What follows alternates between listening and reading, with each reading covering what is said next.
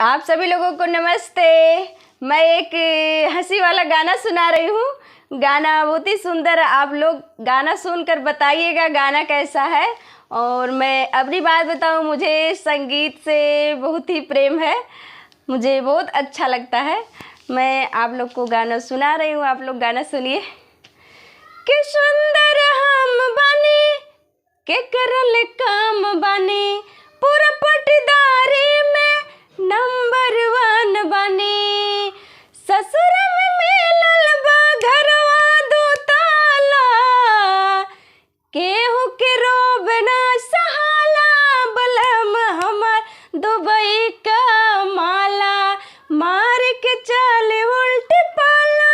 बलम हमार दुबई का माला, मथवा पे साटीला सोना के बिंदी, घरवा में ननदी से बोलेला हिंदी।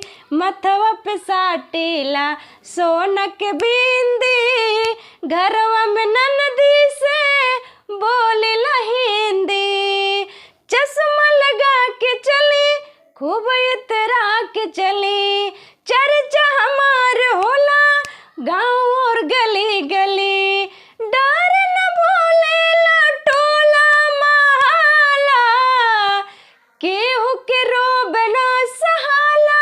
बलम हमर दुबई का माला, केहू के रोब ना सहाला।